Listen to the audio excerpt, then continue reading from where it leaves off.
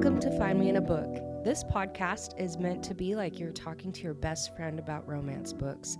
I share my passion with those who love to read, those who don't have time to read, or those that don't like to read, but still want to know and be involved with book conversations. Thank you for being here. Let's get started.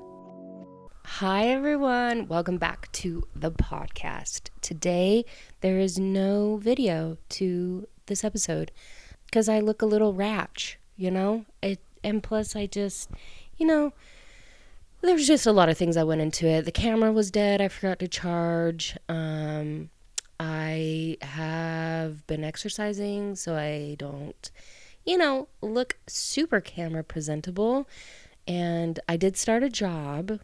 It's my third week now, and so I'm like hella tired because I haven't adjusted like my sleep schedule and prioritizing things, and it was just a combination that I was like, yeah, today is a no video episode, which I think most of you just listen anyways, and not a lot go and watch, so that's fine. It doesn't change a lot of things, but just wanted to explain.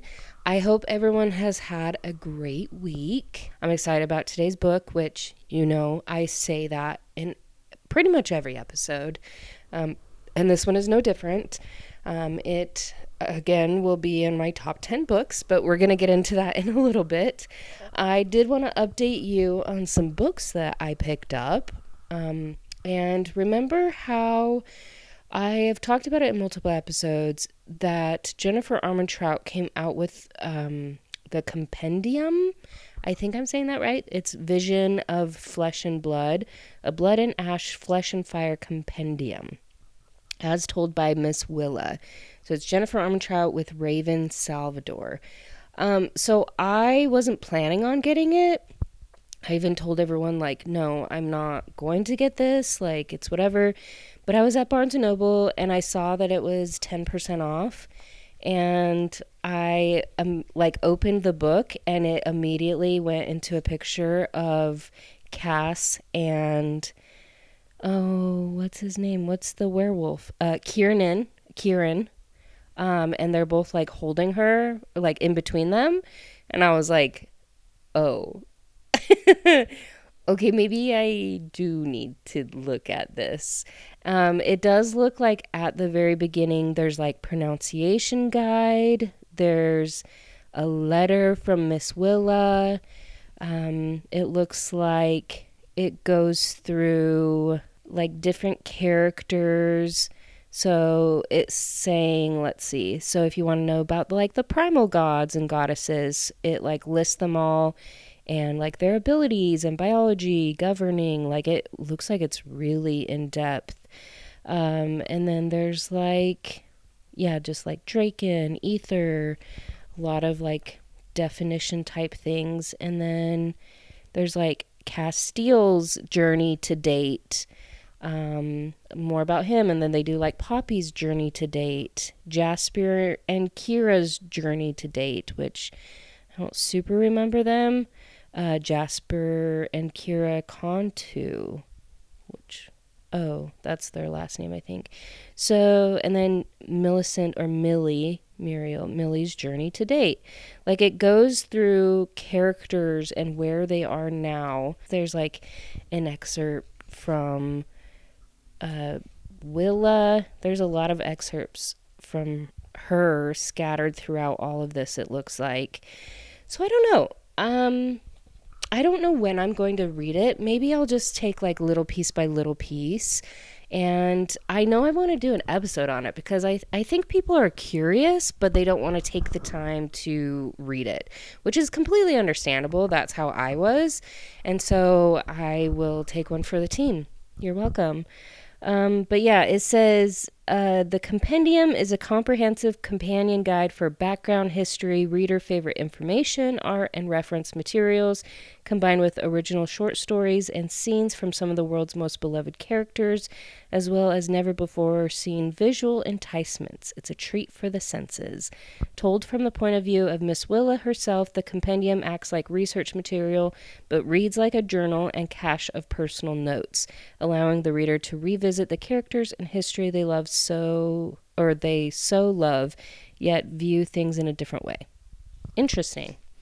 Okay, well, I think it will be good to read this or like catch up on everything before her next book comes out, which doesn't it come out this month or next month? I think there's one that comes out soon. So I guess this probably would be a good thing to kind of start reading or go through, like maybe just like slowly, just a couple pages like once a week or something. I don't know.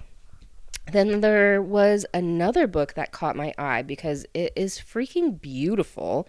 It was 20% off from Barnes & Noble. It's called Sanctuary of the Shadow by Aurora Asher. It is beautiful. Like, it has the sprayed edges, but they're like yellow, and there's like these suns, like black, like sun, like the sun and moon, but sun. And it's beautiful. Just like the whole book, like the little cover, the sleeve is beautiful. Just all of it. I was like, I immediately need that. So yeah, it's called Sanctuary of the Shadow, and it says, for humans, the circus is a place filled with wonder and amazement. For Haro, though, it's a place to hide from those who slaughter her entire clan. Wow, okay. Disguising her abilities as part of her act has kept her true identity safe for years, until he arrives. Okay, I'm not going to say anything more because I'm already intrigued. I'm like, who is he? I love him. I don't know who he is, though. Also, I did want to give you an update, which I guess I don't think I will at the end of this episode give you an update yet. I mean, I'll give you the update, but I'm not going to talk about like the Throne of Glass series yet, because the past couple episodes I've been giving you updates on where I am. I guess I can do that. I'm not going to go into a lot of detail like I have been doing, like, oh my gosh, like, let's talk about it, you know? But I did finish Tower of Dawn. Oh my gosh. Actually, I guess I do have things to talk about. Okay, so if you want to hear my thoughts on Tower of Dawn in the Throne of Glass series, wait until the very end, because I'm not going to do spoilers right now. But if you are here for the ride, or you can skip to that part, you totally can. So I'll just let you know, finished Tower of Dawn, and I'm starting whatever the next one is, the last one. Oh my gosh, it's such a big book. It's so big. I'm so excited though. So excited. Okay.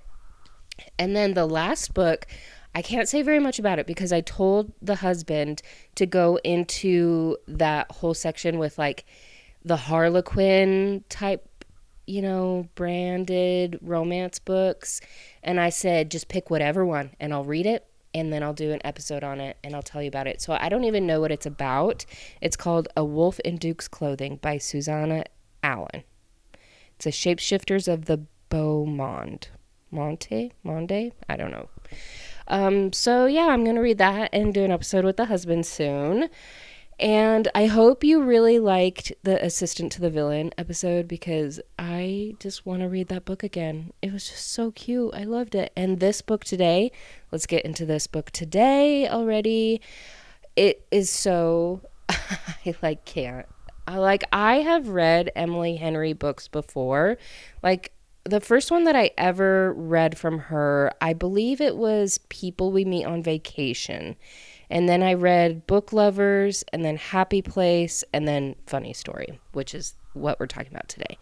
I didn't read Beach Read, though. I don't know if I will. Like, her books, I like them. They aren't like ones that I'll be like, oh my gosh, you have to read. Like, I will suggest her if someone is like just getting into romance books and just wants like a good contemporary story. Like, I will highly recommend Emily Henry, but nothing like jazzes me up, you know, until this book. This book, I was so extremely surprised and pleasantly surprised, and it hooked me from the first chapter because of how it was written and how the characters were written. Just everything, I was absolutely absorbed into it. It was incredible. So it came out a couple weeks ago, and I knew people were kind of like freaking out about it, like they really loved it. And so I will read anything by Emily Henry. Like they're not always my favorite, but I'll read it just because, everyone else does. So I've got to, stick with it and do what everyone else does because that's who I am as a person. But it was so good. Like it checked every one of my boxes that I didn't even know I had to be checked. It was funny. The banter, I can't even describe, like I'm going to try and describe it obviously. But when I talk about like witty banter and like they play off each other's jokes, this is what me and my husband have in our marriage, where we like make this joke as if like, say that someone were to come into like a store and I don't even know how to come up with a situation. Like we're not making fun of them, but it's like, oh, here comes Miss Sally doing this, this, and this. And then he like plays off of what I'm saying, like we just kind of make believe these like situations and just play off this joke. That's how it was in this book. And that's what I thrive off of. Like I do it with all my friends. I do it with my husband, that it's like, you're like talking about this, joking like about the situation, and you kind of make this like scenario as a joke and then they play off of it. I hope I'm explaining it okay, instead of being like, oh, ha ha ha, but it's like they play off of it and they continue the joke and the situation. Like I think by now you understand what I'm saying, but that's how it was in this book with the two characters, with Daphne and Miles, and I lived for it. And that's how I knew I instantly would like this book, because they just, it was just so real. And I was right there with them. I could imagine myself. I also was on the devil's lettuce when I was reading this book, and I just could picture myself in there.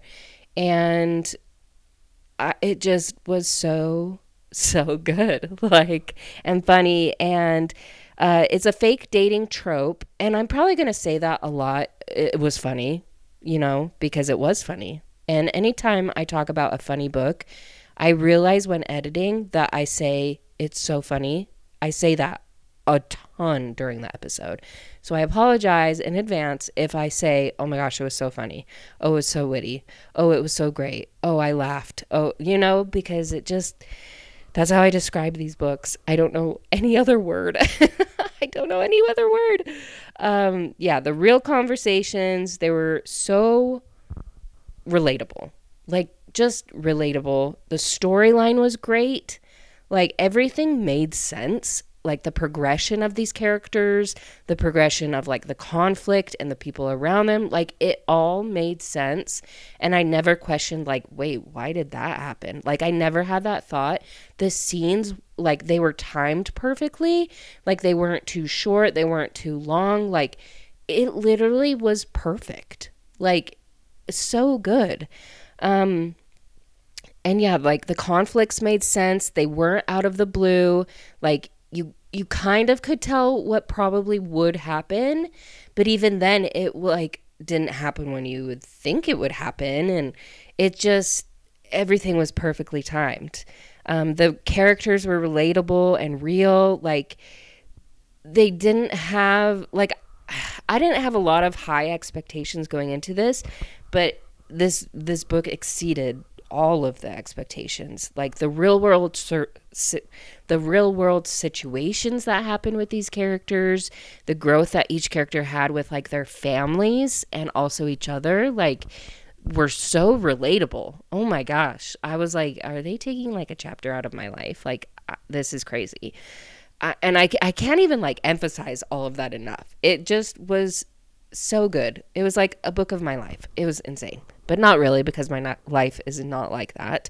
As far as like the spicy scale, it was, I want to say it was like a 3 out of 5, maybe like a 2.5. Like, it was spicy, but it wasn't descriptive.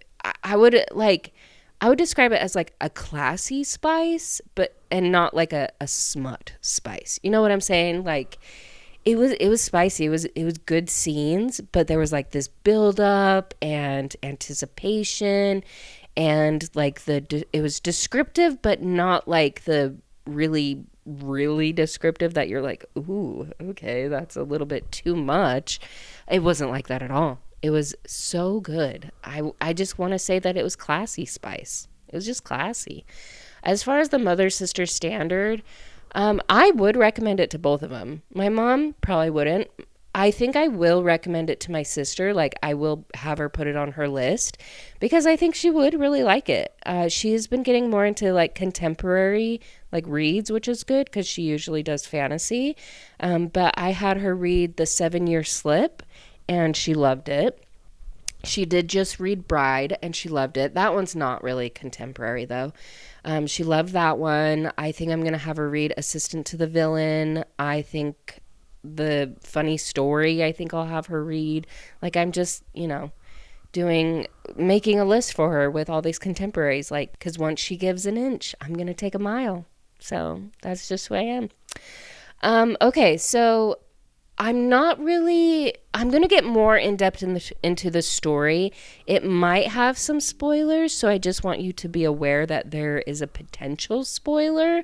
But it's more just like more in depth into the story. So I'm not going to go into like the conflict that they had or the situations that come up. Like, it's just going to kind of be like an overview detail, but it's up to your discretion if you want to continue or if you want to skip, just whatever you feel. So we meet Daphne, and Daphne is the main female character. She met Peter about 3 years ago. And they fell in love, they got engaged, everything was perfect and planned until his bachelor party, which he came in the next morning and he basically dumped her and said, hey, I'm actually going to be gone for a couple weeks, so get your stuff out of our house that we were planning to like live into. I mean, they were already living in there together. And he was like, I'm going to go be with my friend Petra. So Petra has been his best friend since like 3rd grade. Like, just platonic. They do that in like quotations. Platonic best friend. Like, their families did everything together. Their families were best friends. Like, it was just like the perfect situation. And he had never felt that way. And then I guess at this bachelor party, she admitted feelings for him or something, and he was like, oh my gosh, yes. And I think he like freaked out. But so he broke up with Daphne and was like, hey, get your stuff out. I'm gonna go be with Petra now. So she contacts Miles, which Miles was Petra's boyfriend, and he's of course distraught because it's out of the blue. So Petra moves in with Peter, and Daphne moves in with Miles into his apartment. And Daphne is a librarian. She loves her job. She loves working with the children.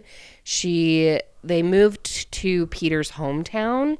And so ever since the breakup, she's been counting down the days until this readathon that she is like hosting. And then she is wanting to get a different job somewhere else, probably closer to her mom, and move. Because she's like, why do I want to stay and see Peter and Petra all the time when I don't need to? So she's counting down these days.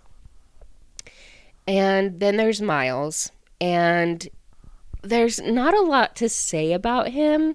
It's kind of sad because Petra's family didn't like him because he is not Peter. Like, Peter has this career, he went to college, he has this great job, great house, great everything, like everything's picture perfect, and Miles is not. So Miles is like a bartender at like a winery. He does all these like side jobs, and he like didn't go to college. That's one thing that I wish that Emily Henry would have gone into more detail about, is if like Miles wants to do something with his life, or if he wants to go to college, or if he wants to like open his own winery. There's like nothing about him. Like, there's like growth with like his situations with like his family and stuff, but nothing to say that he is like gonna grow a career or go a certain way, which I thought was kind of interesting. Because with Daphne, she's already like, she's a librarian, she went to college, like she's kind of like did all her schooling, and just like has her career. And so Miles is kind of the opposite, which was interesting.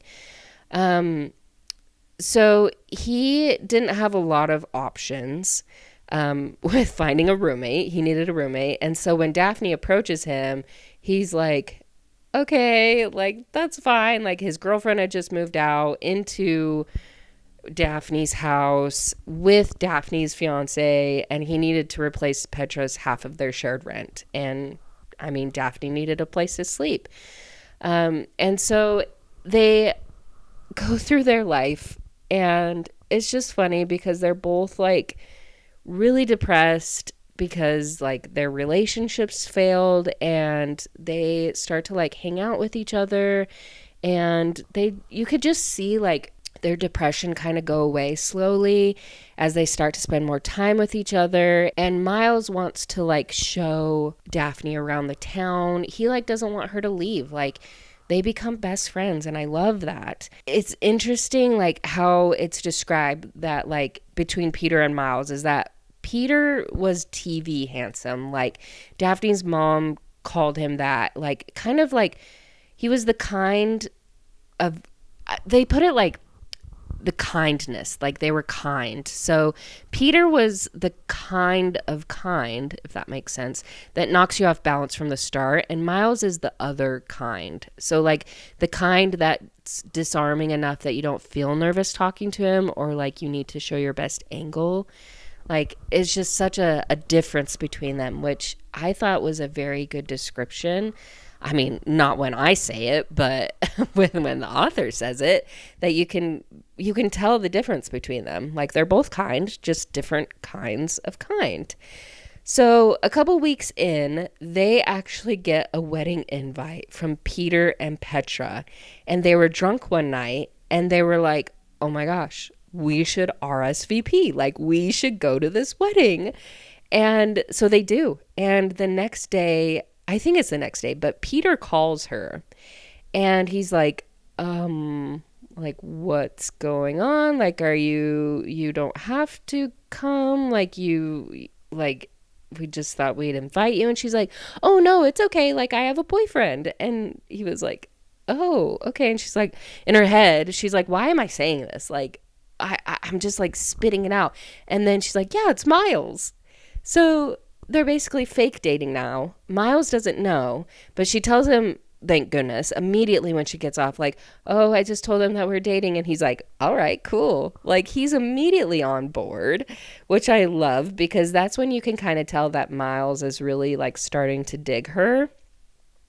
And that's where I think like the title comes in, like, oh, it's a funny story, because they're fake dating, and how they do actually get together eventually, and how they open up. And it's really cool because you see Daphne really open up. She's kind of this like closed off person that doesn't make friends very easy. And I guess that's been like her whole life. She's been like that, where it's hard for her to make friends. She just loves her books. And so she does open up to like people that she works with, and becomes friends with them, and really becomes part of the community, which I thought was really great, especially for her growth. And then Miles's sister comes into town, and she is such a character that I freaking love, that they all stay at this apartment together, and they grow closer, and they do fun things together. And then all of a sudden, Daphne's dad and his fiance come into town, and they are their own set of like quirky, kooky characters that just, it makes it so fun. And then it like goes through like a situation of like her growing up, and kind of the trauma that she has with like her dad, and like, and the lack of relationship, and the boundaries, and it's just a lot of character growth that I just really loved. And they both change, and they recognize their change, and they embrace it. It just so good. And let's see, let me back up. Especially in Colleen Hoover books, I feel like she spits a lot of truth, little bombs for us. And you get that throughout a lot of different books, that you're like, oh my gosh, that was really profound. And there were a couple in this book that I was like, gosh, Emily Henry, like, you get it. One of them was you can't untell someone your secrets. You can't unsay those delicate truths once you learn you can't trust the person you handed them to. That is so relatable. There are so many times where I thought I could trust a person. Even just like for a second, I was like, oh yeah, I can trust them. I tell them this. And then immediately after, I'm like, oh no, I shouldn't have told them that. And even if I like don't, I'm not good with secrets. I'm really not. I try to be, but I'm the type of person like, if I get you a present, I have to tell you immediately what it is. Like, I can't keep things in. I mean, it's not that I can't ever keep a secret, but I can when it's like the right situation. But if it's like not life altering or not crazy, I'm at least going to tell my husband. So if you ever tell me a secret, just know that my husband's going to be in on the secret as well. The last one was if a person lets you down, it's time to consider what you're asking of them. And I love that. It's very relatable to my life. Very, very relatable. So that was funny story. Kind of a little review, little synopsis of it. I hope I didn't say that it was funny so many times. I kind of get repetitious, repetitive. I think that's the word, with different things that I say when a book is really funny. And I really enjoyed it. It honestly, I'm putting it in my top 10 books. It really, like, oh gosh, I need to actually write down my top 10 books because I feel like I've been saying that for like this whole year. I'm like, oh yeah, it's going on my top 10, which what, do I have like 25 on my top 10 at this point? Probably. But it's not a bad thing, I guess. Like these authors are just cooking, you know? They are just, I don't know what's in the water, but they are getting some bangers out here.